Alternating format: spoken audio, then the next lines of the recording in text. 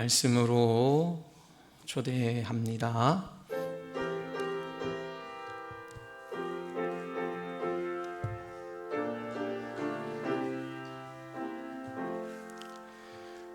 오늘 누가복음 19번째 시간으로 그 아홉은 어디에 있느냐라는 제목을 가지고 하나님의 말씀을 나누겠습니다. 예수님께서 사마리아 지역과 갈릴리 지역 사이로 지나가시는 가운데 한 마을에 나병 환자 10명이 예수님을 향해 소리를 칩니다.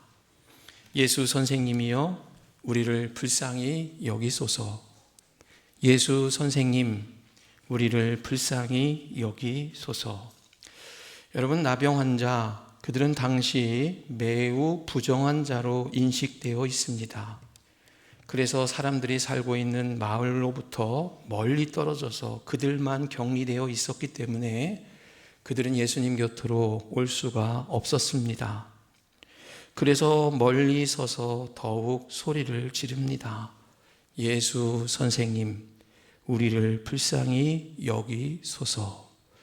여러분, 이 예수 선생님, 우리를 불쌍히 여기소서라는 이 기도는 오늘 우리가 예수님 앞에 드릴 수 있는 가장 아름다운 고백입니다.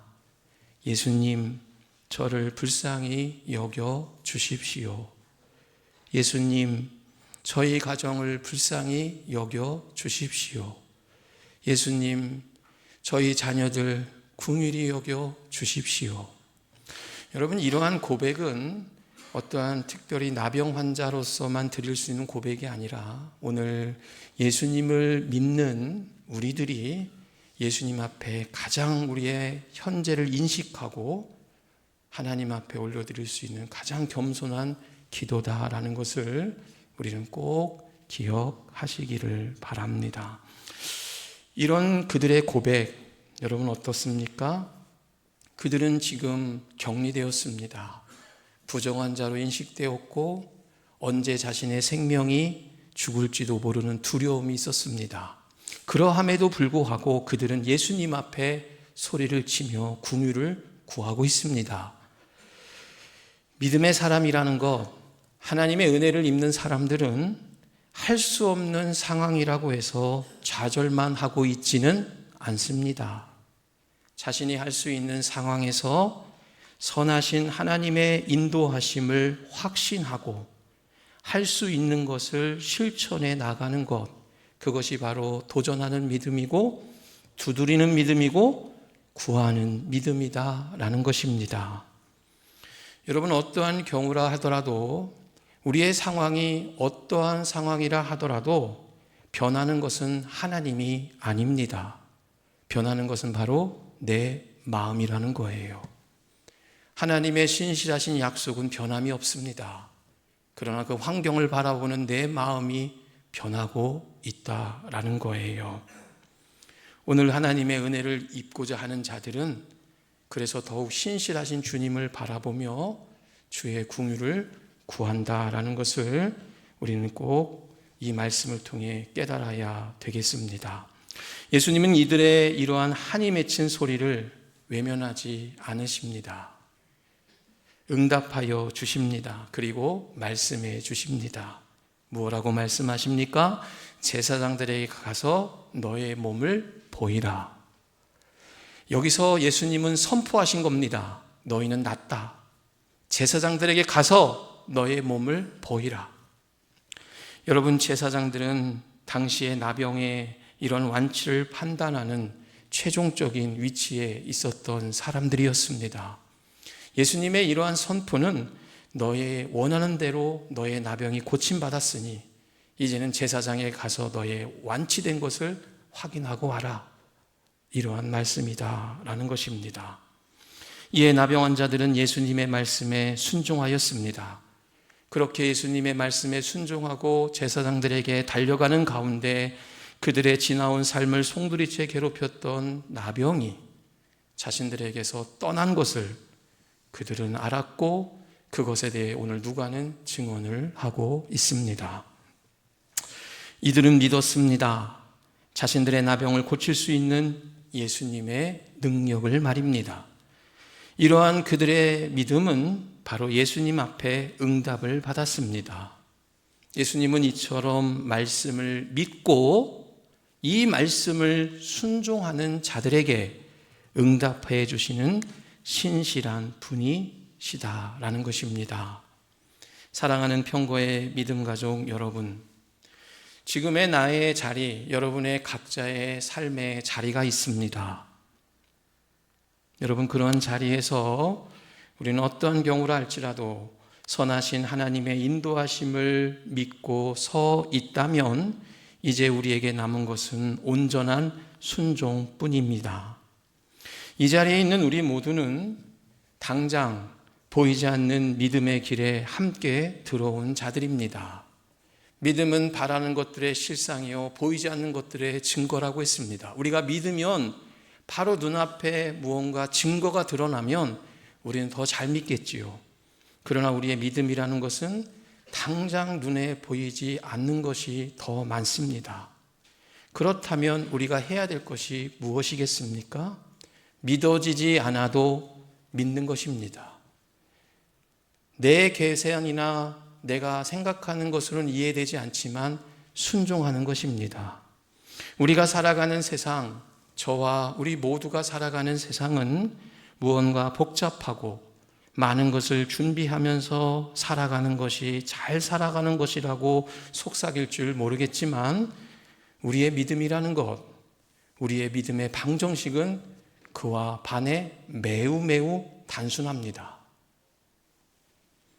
주님의 말씀을 내가 들었고 주의 말씀을 내가 믿었다면 이제는 내 자신의 경험과 그동안에 가지고 있었던 지혜들을 내려놓고 오늘 더 깊은 곳에 그물을 던졌던 베드로처럼 오늘 하나님의 그분의 약속의 말씀을 의지하여 순종하는 자들에게 오늘 하나님은 은혜와 사랑을 베풀어 주시는 분이십니다. 믿음의 길에 함께 선 모든 우리 믿음 가족 여러분, 여러분들의 삶에 하나님이 이번 한 주를 지내면서도 어떻게 여러분에게 말씀으로 다가오실지 저는 모릅니다. 여러분의 어떠한 일들 가운데 다가올 수도 있고 여러분이 삶 가운데 일을 하면서 아니면 여러분이 낙심하고 절망하는 가운데 하나님의 말씀이 내 마음에 들려올 수도 있고 상황 가운데 하나님이 나에게 말씀하시는 것을 깨닫게 할 수도 있을 것입니다. 그러나 그때 여러분 우리는 무엇을 해야 될까요? 주님 말씀하옵소서 내가 듣겠습니다를 넘어서 이제는 내가 순종해 보겠습니다. 이해되지 않아도 하나님의 말씀이 내에 들리면 내가 이제는 순종해 보겠습니다. 주님은 하실 수 있으신 분이십니다. 여러분 이러한 고백으로 이번 한 주 여러분의 삶에서 살아가시기를 바랍니다. 그런데 오늘 본문은 이들의 순종의 믿음으로 끝나지 않고 있습니다. 고침받은 10명의 사람 중 한 사람만이 예수님께로 돌아오는 사건으로 마무리를 하고 있습니다. 분명 예수님에게 나병 환자로서 고침을 받은 사람은 10명인데 그 중에 한 명만이 예수님 앞에, 예수님의 발 앞에 엎드려 감사하며 하나님께 영광을 돌리고 있습니다. 그러자 예수님은 이 한 명이 아니라 다른 9명을 찾으십니다. 여러분, 예수님이 왜 이러한 질문을 하셨을까요? 왜 다른 9명은 자신의 나병을 고쳐주신 하나님께 영광을 돌리려 온 자가 없느냐라는 질문을 하시는 것입니다. 우리는 하나님께 영광을 돌리러 온 이 한 사람만이 매우 훌륭한 믿음이고 나머지 9명은 우리와 같은 평범한 믿음이라고 생각할지 모르겠지만 지금 예수님께서 이 나머지 9명을 찾으시는 가장 큰 이유는 당연히 그들이 있어야 할 자리가 자신의 기쁨에 만취한 자리가 아니라 하나님께 영광을 돌려야 할 자리라는 것을 그들에게 알려주는 것을 우리는 본문을 통해 알 수가 있다라는 것입니다. 처음 나병을 고침받기 위해서는 소리질러 예수님께 궁유를 구했지만 자신들의 목적이 이루어지자 그들 마음 가운데에는 자신들의 병을 고치고자 하는 간절함은 사라졌고 대신 그 자리에 자신들의 기쁨만이 가득한 그들의 모습. 여러분, 우리의 믿음을 돌아봅니다. 무언가 내가 간절한 원함이 있을 때는 무언가 하나님 앞에 더 열심을 내는 것 같고 주님을 더 깊이 찾는 것 같습니다. 그러나 그 간절함과 그 원함이 이루어진 것 같고 그리고 그 시간이 흐르면 언제 그랬냐는 듯이 여러분 어떻게 하고 있습니까? 다시 나 자신만을 의지하고 나만을 바라며 살아가는 자들이 바로 오늘 저와 우리가 아니던가요? 여러분, 우리 모두는 우리의 모든 삶을 통해 나의 기쁨만을 위해서 살아가는 자들이 아닙니다. 우리는 무엇을 하든지 어떠한 자리에 서 있든지 우리의 목적은 하나님께 영광을 돌리는 자다라는 거예요. 본문을 오늘 9명의 사람들과 이 한 사람을 묵상해 보면서 이런 고백을 해보았습니다. 하나님께로 향한 감사는 믿음의 큰 보물이다. 나의 삶에 하나도 당연한 것이 없고 철저하게 처음부터 끝까지 주의 은혜임을 고백하는 것이 참 감사이다. 우리는 큰 궁율로, 오늘 큰 소리로 궁율을 베풀어 달라고 기도만 할 줄 알았지 큰 소리로 하나님께 영광 돌리고 감사할 줄 모르는 인생이 아니었는지 우리 자신을 돌아보아야 하겠습니다. 궁유를 베풀어 달라고 하나님 앞에 소리는 질렀지 모르겠습니다. 기도하면서 마음을 토하면서 하나님 앞에 기도했을지 모르겠어요. 그런데 그와 함께 큰 소리로 주님, 이러한 나의 부족한 삶을 통해 이러한 모습을 통해 주님께 온전히 영광을 돌리고 싶습니다. 여러분, 이러한 고백을 여러분이 언제 했는지 여러분 자신을 돌아보시기를 바랍니다. 우리 모두는 지금 이 순간까지도 하나님의 긍휼하심과 은혜에 따른 큰 배려와 돌보심 가운데 살아가고 있다라는 거예요. 오늘 이러한 성경의 이야기를 통해서 저는 여러분들에게 하나님을 감동시키는 참 감사에 대하여 3가지를 안내하면서 말씀을 마무리하려고 합니다.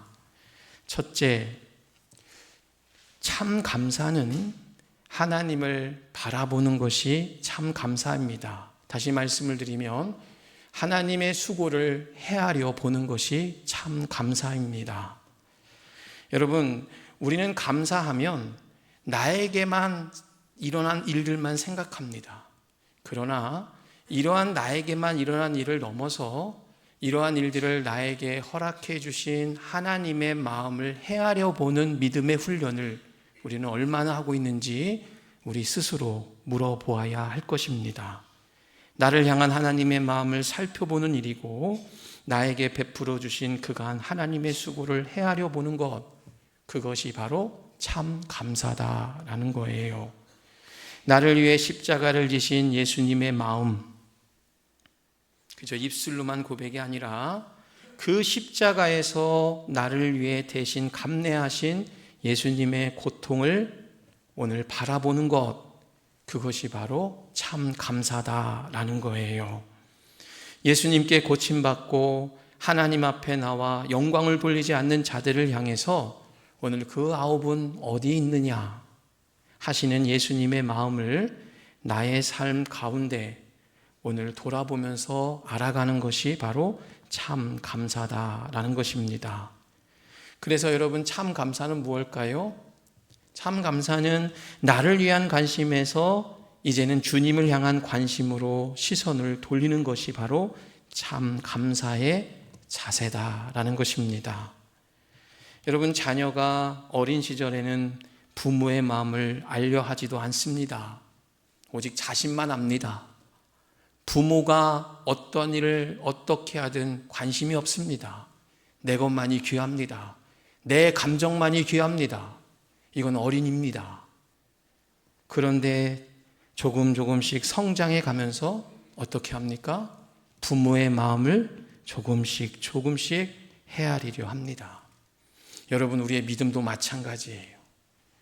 믿음 생활을 길게 하고 또 많은 직분을 담당했어도 하나님의 마음을 헤아리려고 하지 않고 오직 내 감정과 내 마음만을 하나님께 요구하고 있습니다. 나에게 베풀어 주신 은혜가 무언가 평탄하고 순탄하면 하나님의 은혜가 큰 것이고, 이 은혜를 내려주시고자 하셨던 하나님의 마음은 전혀 나와 상관이 없습니다. 그래서 때로는 내 상황이 나를 기쁘게도 하고 내 상황이 고난이고 어려우면 나는 바로 낙심합니다.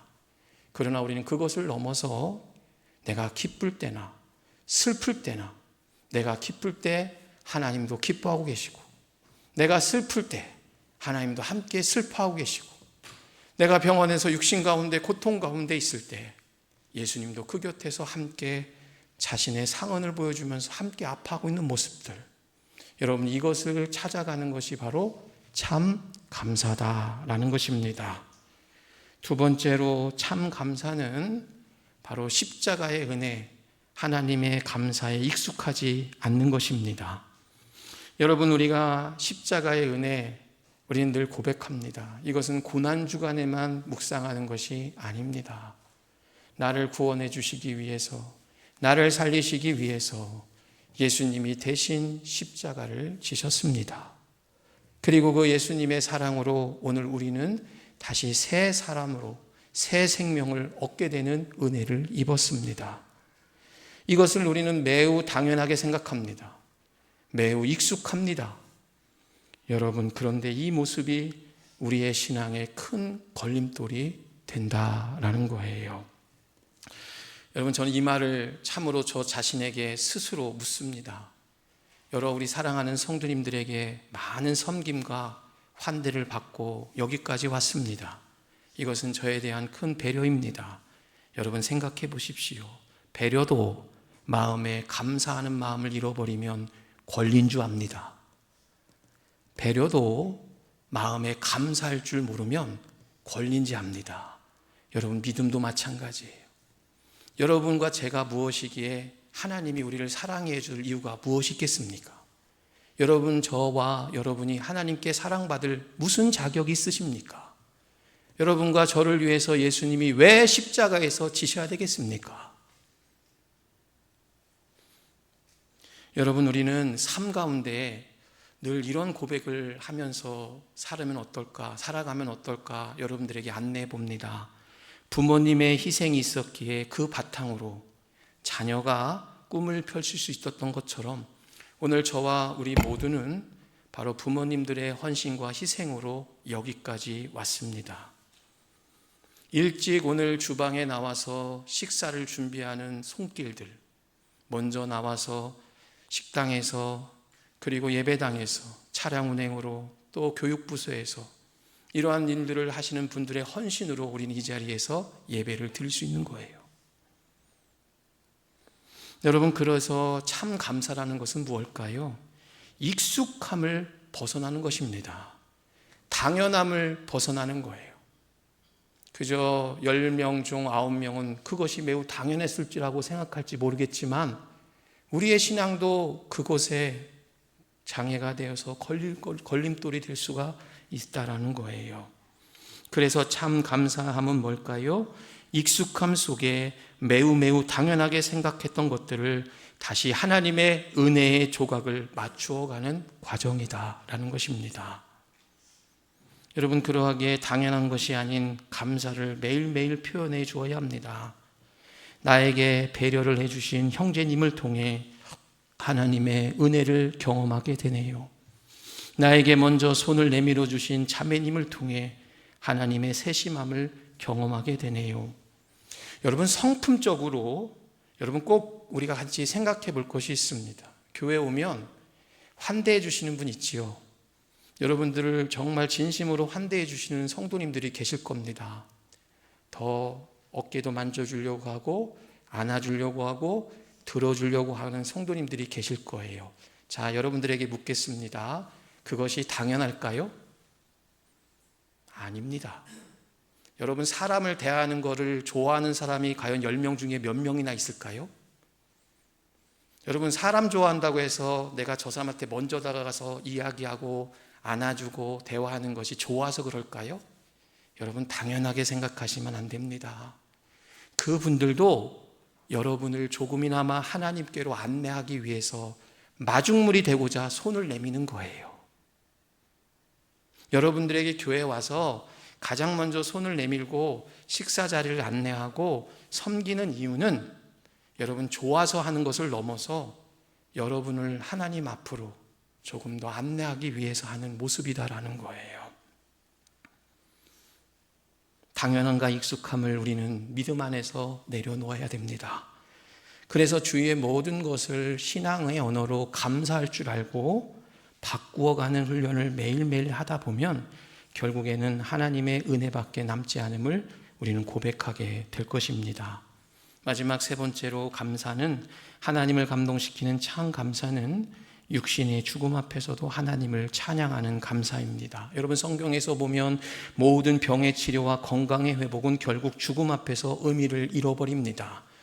한 번 죽은 것은 사람에게 정하신 것이요 그 후에는 심판이 있으리니, 히브리서 9장 27절의 말씀처럼 우리 모두에게는 죽음이라는 시간은 찾아옵니다. 그렇다면 여러분, 우리가 이 죽음이라는 것, 예수님께서 만약에 이 병의 치료와 건강의 회복만이 끝이라면 십자가를 굳이 지지 않으시고 이 땅에서 영원히 치료자 의사로서 하나님 나라 사역을 마무리하셨을 것입니다. 그러한데 오늘 우리는 죽음, 육신의 죽음 앞에 설 때 진짜 무엇이 가장 감사한 일이었는지를 알 수 있게 된다라는 거예요.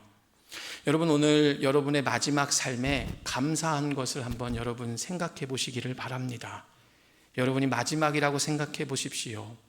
오늘 밤 나의 삶이 이제 하나님께로 간다라는 것을 기억하면서 감사했던 것을 한번 여러분이 어떤 것을 감사하는지 한번 생각해 보시기 바랍니다. 마지막에 이 세상을 떠날 때 남기고 가져갈 수 있는 것이 뭘까요? 저는 이렇게 고백해 봅니다.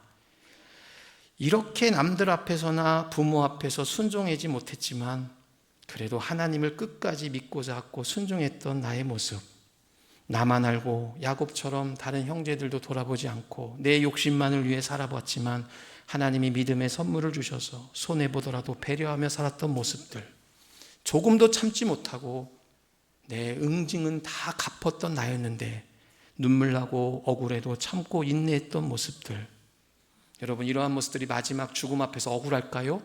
내가 그렇게 살지 못했던 것에 대한 억울함이 감정이 들까요? 저는 아닐 거라고 생각합니다. 그 마지막에 나는 이러한 성품이 아니지만 하나님이 믿음을 주셔서 나에게 이러한 일들을 감당할 수 있는 힘을 주시고 지혜를 주셔서 지금까지 살아왔고 하나님이 나를 이때까지 이끌어 주셨군요 하며 감사하며 찬양하지 않겠습니까?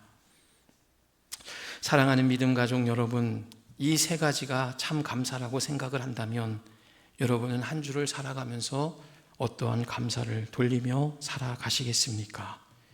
오늘 감사를 표현하고 모든 것에 하나님께 영광을 돌린 한 사람으로 남고 싶으십니까?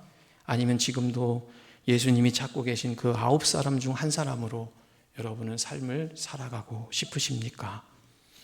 오늘 그 9은 어디 있느냐라고 하시는 예수님의 음성이 여러분의 마음 가운데 들려지기를 소원합니다.